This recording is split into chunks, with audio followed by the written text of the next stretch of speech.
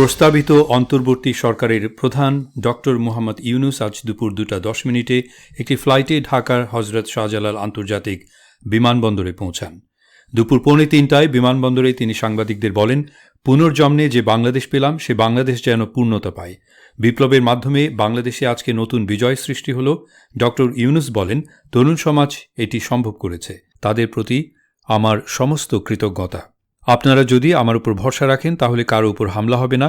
এই স্বাধীনতার সুফল সবার ঘরে পৌঁছে দিতে হবে বলে জানিয়েছেন নোবেল বিজয়ী অর্থনীতিবিদ ডক্টর মোহাম্মদ ইউনুস।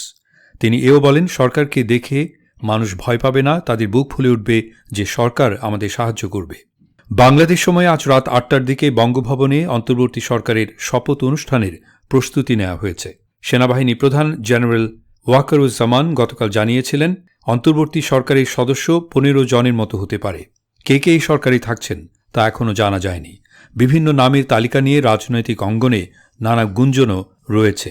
তবে অন্তর্বর্তীকালীন সরকারে বৈষম্য বিরোধী ছাত্র আন্দোলন 15 জনের নামের একটি তালিকা তৈরি করেছে। সদস্য সংখ্যার পর যেটি আলোচনা তা হল এই সরকারের মেয়াদ কতদিন হবে। আপাতত এই পর্যন্ত। নিয়মিত আপডেট পেতে আমাদের সাথে যুক্ত থাকুন।